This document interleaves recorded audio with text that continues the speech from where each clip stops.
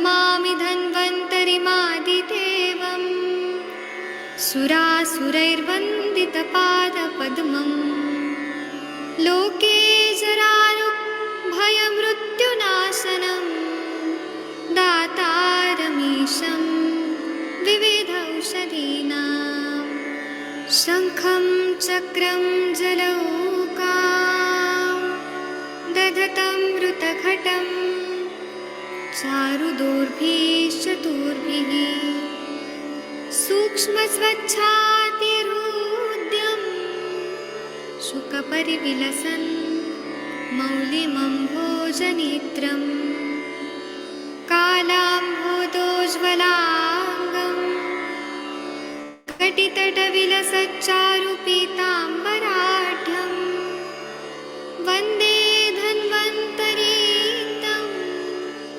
निखिलगदवन् प्रौढदावाग्निलीलं प्रौढदावाग्निलीलं प्रौढदावाग्निलीलम्।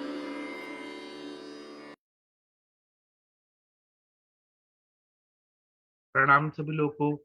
मैं वैद्य अरविंद पाठक आप सभी लोग का स्वागत करता हूँ। सभी लोगों को कोटि कोटि प्रणाम करता हूँ। आइए आज हम लोग अष्टांग हृदय का भग्न चिकित्सा भग्न प्रतिशत अध्याय का 25th चैप्टर पढ़ेंगे।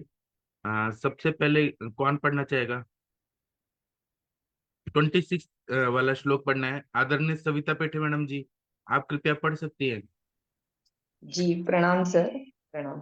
पढ़ देती हूँ। पढ़िए। हाँ, एक मिनट सर।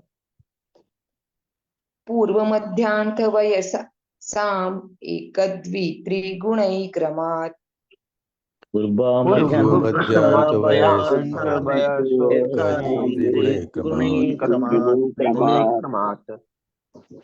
मासैस्थैर्य भवेत् सन्धेर् यथोक्त भजतां विधिम्।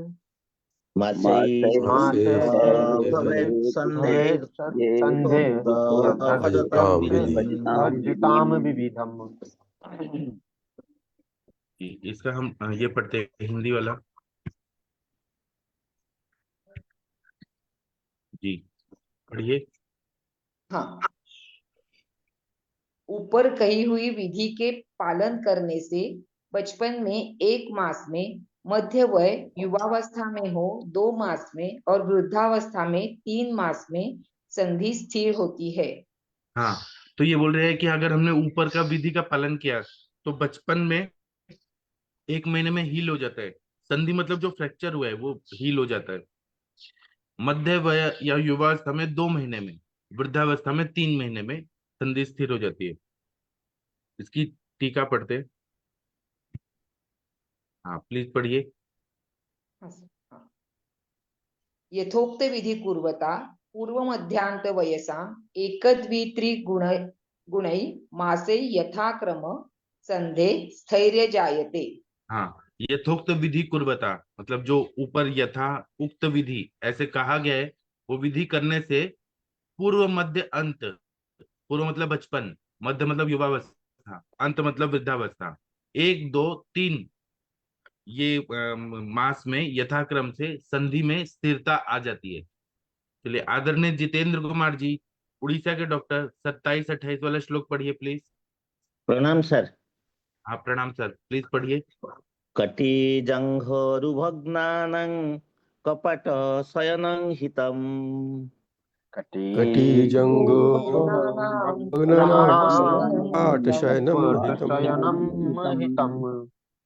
जन्त्रणार्थ तथा किला पंचकार्या निबन्धनः।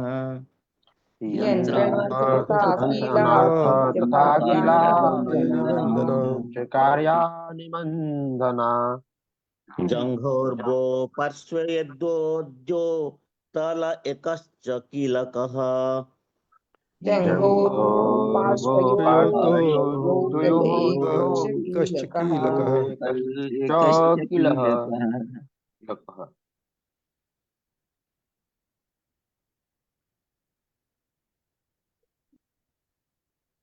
पढ़िए।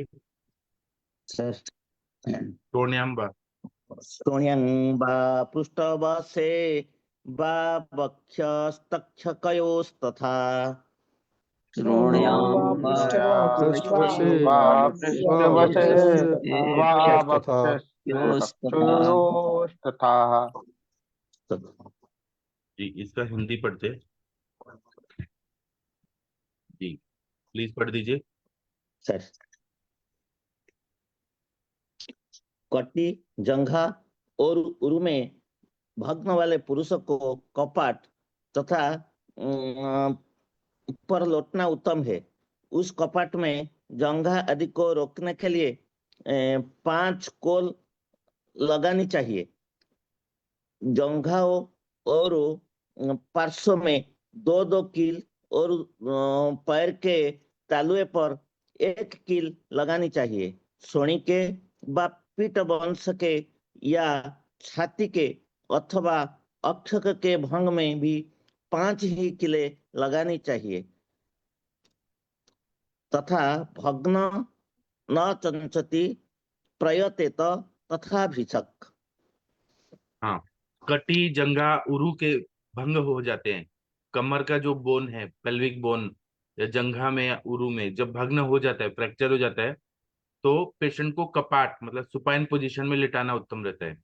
इस कपाट में जंघा आदि को रोकने के लिए हिले नहीं, इसके लिए 5 कील लगानी चाहिए। मतलब पहले के जमाने में कैसे वो बोन्स को जोड़ते थे, बता रहे 5 कील लगा के, जंघा और पार्श्व में 2-2 कील और पैर के तलुए में 1 कील लगानी चाहिए। ये इतना इजी नहीं, ये कील लगा दिया बस हो गया। उसके लिए और डीप में प्रैक्टिकली सिखाया जाता था। श्रोणी के या पृष्ठवंश के या छाती के अथवा अक्षर के भंग में भी 5 ही कीले लगानी चाहिए। यथा भग्नम चलती प्रयत तथा प्रयतेत तथा भिषक। मतलब भग्न न चलती मतलब इधर उधर ना वो मूवमेंट हो, एकदम अच्छे से जुड़ जाए, ऐसा प्रयत्न करना चाहिए भिषक को, चिकित्सक को, ऐसा ये बताया है। तो इसका हम टीका पढ़ते हैं। हाँ प्लीज जितेंद्र जी पढ़िए। सर, कट्यादि भग्नानां कपाटे स्थितहिता जंत्रणार्थ च कीला कीलका पंचस्थिर स्थिति हेतव कार्या तेपा चस्था नान्यः जंघोर वैद्यो द्यो कीलको तल 1 कीलक श्रोण्या भग्नस्य पृष्ठवंशे तु भग्नस्य पार्श्वे 2 द्वावके इति अत इवाह श्रोण्या व्यत्यादि वक्रस्य वा ख्यस्य ख्यकश्चो भग्नस्य पशेव कीलका योज्या विशेषस्ततो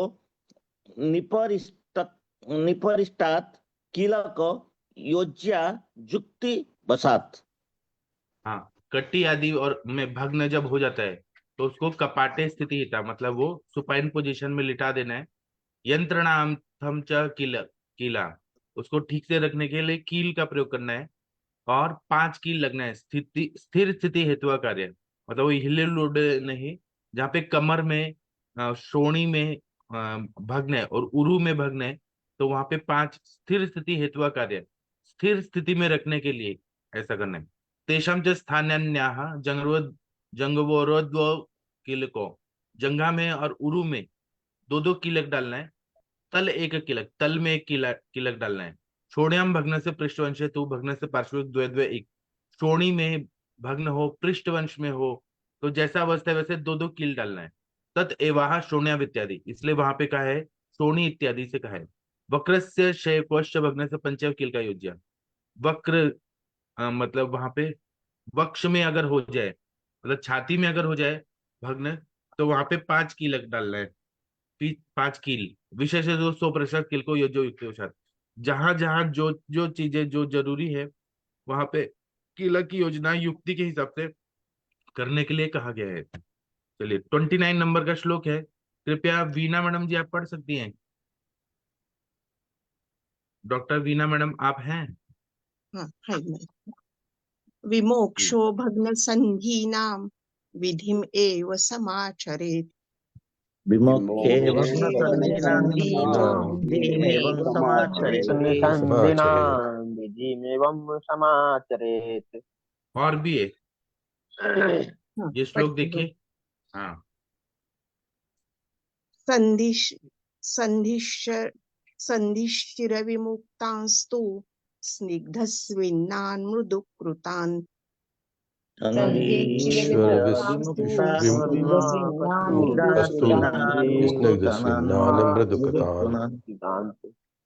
उक्तैः विधिनैः बुद्ध्या च यथा स्वं स्थानमानयेत्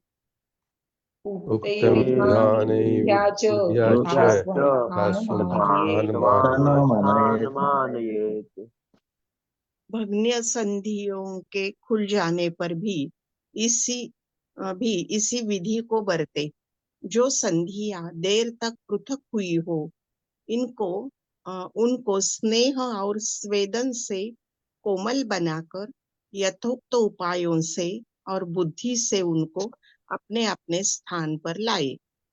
हाँ, अगर भग्न संध्या खुल जाती है तो फिर से कीलक डाल के फिर से उसको अच्छे से मतलब जोड़ के और फिर से वही विधि करना है। और जो बहुत देर तक पृथक हुई हैं, क्योंकि पहले के जमाने में लोग युद्ध करते थे, 2-2 3 10-10 दिन बाहर रहते थे, तो उनको लाने में बहुत टाइम लगता था। तो उनको स्नेहन और स्वेदन से कोमल बनाकर यथाउक्त उपाय से, जो भी ऊपर ऑप्शन दिए हैं, उन सब से उपायों से और बुद्धि से अपने अपने स्थान पे लाना है और फिर से वही कील डाल के और उसको जोड़ने का कोशिश करना है। जी, इसका टीका पढ़ दीजिए। हाँ, भग्न संधिना विमोक्ष एव प्रकार विधि समाचरे। हाँ, भग्न संधियों का विमोक्ष हो जाता है, तो इसी प्रकार से ये विधियों को प्रयोग करना है। 30 का पढ़िए। चीर विमुक्ता तो संधिन पूर्वं स्निग्धान पश्चात स्विन्नान मृदुकृतान यथ उक्तैः विधानैः बुद्ध्या च विशेषेण यथात्मीय स्थान प्रापयेत्। हाँ, चिर विमुक्तास्तु संधिन, मतलब बहुत दिन तक वो दूर दूर है, बहुत देर तक है। दिन नहीं बोले, बहुत देर तक वो अगर विमुक्त है संध्या, तो उनको स्नेहन शोधन करने के बाद, मृदु करने के बाद यथाउक्त विधान से बुद्धि के हिसाब से, बुद्धि का प्रयोग करके उसको अपने स्थान पे लाकर और जोड़ने का कोशिश करना है। चलिए 31 और 32 दो श्लोक पढ़ना है। कौन पढ़ना चाहेगा आप लोगों में से? कोई पढ़िए। प्रदीप सर, कृपया प्रदीप सर पढ़िए प्लीज। जी सर, नमस्कार। प्रणाम सर। असंधि भग्ने रूढ़े तु विष्णु लवण साधिते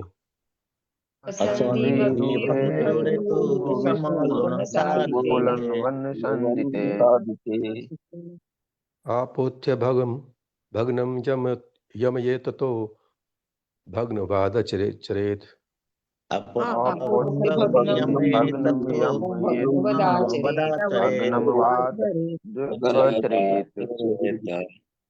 भग्नं नयति यथा पाक्वं प्रयतेत तथा भिषक्।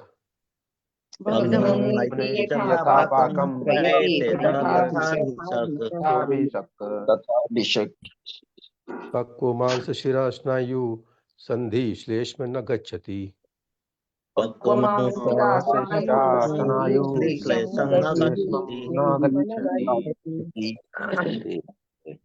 जी, इसका हिंदी वाला पढ़ते हैं। हाँ, पढ़ दीजिए प्लीज। संधि के सिवाय अन्यत्र कहे अथवा अर्थात कांड भग्न में भग्न के रूढ़ हो जाने पर असम्यक रूप में जोड़ने के कारण विषम चिकित्सा में भंग को तोड़कर पीछे से भंग को समान बनाएं, फिर भग्न की चिकित्सा करें। जिस प्रकार भग्न न पके वैद्य ऐसा यत्न करें, क्योंकि मांस शिरा और स्नायु के पकने पर संधि नहीं जुड़ती। हाँ, ये बोल रहे संधि के सिवाय अन्यत्र कहे कांड भग्न में, जब फ्रैक्चर हो गया है तो भग्न के रूढ़ हो जाने पर असम्यक रूप से जोड़ने के कारण, विषम चिकित्सा में भग्न के कारण पीछे से भग्न को समान बनाए, मतलब वो उसको इधर उधर हो गया, अच्छे से नहीं जोड़ा है, तो उसको कट के आरी से काट के कैसे भी उसको बराबर करना है, फिर भग्न की चिकित्सा करना है। जिस प्रकार भग्न ना पके, वैद्य ऐसा यत्न करे, पके न मतलब इन्फ्लेम्ड ना हो, वो जुड़े, क्योंकि मांस सिरा और स्नायु के पकने पर संधि नहीं जुड़ती है। अगर मांस पक गया, सिरा और स्नायु हार्ड हो गया, तो वो फिर नहीं जुड़ेगी। इसलिए ऐसा करना है कि आर्टरी से आर्टरी जुड़े, स्नायु से स्नायु जुड़े, मांस से मांस जुड़े, और वो मतलब फ्रेश रहे वहां पे जुड़ने के लिए, ऐसा करना है। चलिए 1 मिनट रुकिए सर। हाँ, ये पढ़िए 31 32 का टीका। असंधो भग्ने रूढ़े च विषमोत्प बण साधिते सती भग्मा पोथ्य भंग त्वा पश्चात भंग यमयेत अनंतर भग्न बताचरेत। हाँ, असंधो भग्ने रूढ़े च, ऐसा असंधि हुआ है, जुड़ा नहीं है, यह रूढ़ हो गया है, या विषमोल बण मतलब ऊपर नीचे टेढ़ा मेढ़ा हो गया है। सती भग्नम मापोत्य भक्तवा पश्चात भग्न यमेत, मतलब उनको सम्यक रूप से जोड़ने का कोशिश करें, और जो डेड सेल है उनको निकाल दें, फिर उसके बाद भग्न की चिकित्सा करें। अनंतर भगवत बच्चा वदाचरित, उसके बाद भग्न की जो चिकित्सा है वो सब करें। 32 पढ़िए। भग्न यथा पाक न प्राप्नोति तथा वैद्यो यत्न कुर्यात् यत् संधि पक्वमान शिरा स्नायु संश्लेष न याति।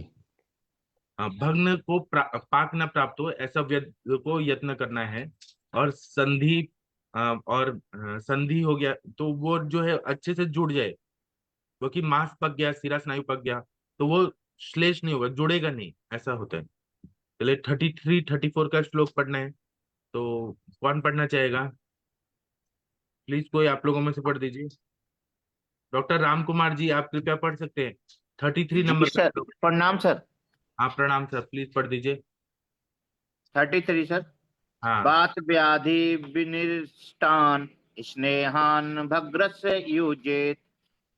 वात वात व्याधि विनिर्दिष्टान् नेहान् भग्नस्य योजयेत्। भग्नस्य योजयेत्।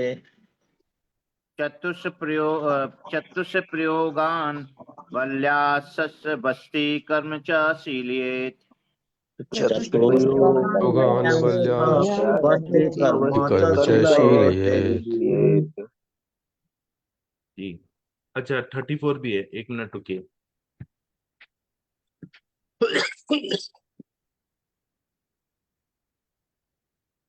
हाँ, ये 34 का भी पढ़िए और उसके एक नीचे श्लोक भी पढ़िए।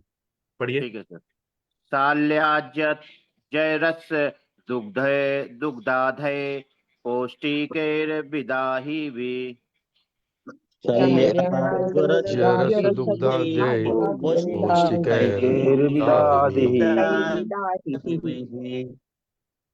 मात्र्यो पंचरेद्रग संदेशम श्लेष पकारी भी। मातृयोपरेतभ्य सन्धि सरेष्णुरिधि। गिलानिर्न सस्येत तस्य संधि विश्लेष कृषिधा कृषिध सा। ग्लानिर्सस्यते तस्य सन्धि विश्लेषता।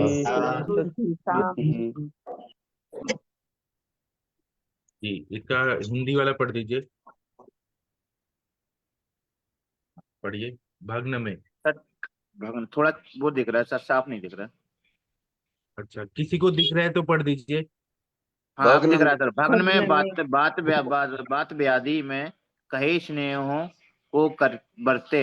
इन स्नेहों को पान नस अभ्यंग और अनुवासन, इन चार रूप में बल के लिए तथा बस्ती कर्म में व्यवहार करें। साली घी मांस रस दूध आदि पौष्टिक एवं अविदाही तथा संधि को जोड़ने वाले भोजनों से मात्रा से भग्न की चिकित्सा करें। भग्न रोगी के लिए गिलानी अच्छी नहीं, इससे संधि अलग हो जाती है। हाँ, तो ये बोल रहे हैं कि भग्न में वात व्याधि में जो स्नेह बताए, घी तेल वगैरह, उनका प्रयोग करना है, जैसे गुग्गुल तिक्ता घृतम है, फिर ये है बला तेल है, क्षीर बला धान्वंतर तेल, ये सब का प्रयोग करना है। इन स्नेहों को पान नस्य अभ्यंग अनुवासन, इन चार रूप में बल के लिए और बस्ती कर्म में व्यवहार करना है।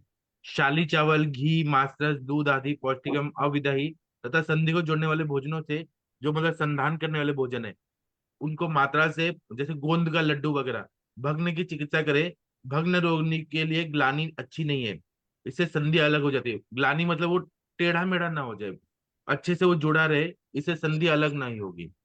चलिए इसकी टीका पढ़ दीजिए, एक मिनट रुकिए। 33 34 इसकी टीका पढ़ना है। हाँ प्लीज पढ़ दीजिए। वात व्याधि कायितान स्नेहान चिरक अध्याय 21/66 चतुष्प्रद योगान मानस्य स्पा अभ्यंगानुवासने बाल्यान बलाय हितान भप्रस युजवेत तथा बस्ती कर्म प्राक स्नेह एक पदांते हृदय सूत्र अध्याय 19/63 इत्वादिनोक्त अभ्येत वात अभ्यसेत। व्याधि कथितान स्नेहान, वात व्याधि में जो कहे स्नेह है। चतुष्प्रकार योगान, चतुष्प्र योगान मतलब घृत तेल वसा मज्जा, उनका पान नस्य अभ्यंग और अनुवासन में प्रयोग करना है। बल्यान मतलब बल के लिए हितकारी है। भग्न से योजित फ्रैक्चर के लिए योजना करनी है। तथा बस्ती कर्म प्राक स्नेह एक पंचांते, प्राक स्नेह मतलब पहले तेल का देना है और लास्ट में 5 बस्तियां तेल का देना है। इत्यादि नोक अभ्यसित, अष्टांग हृदय 19/63 में जो बताया है, वो जो बताया ना, कर्म बस्ती काल बस्ती, उस हिसाब से प्रयोग करना है और अभ्यास करते रहना है। शीलियत मतलब उनको देते रहना है कि पेशेंट ठीक होते रहे। 33 का पढ़िए, 34 का पढ़िए।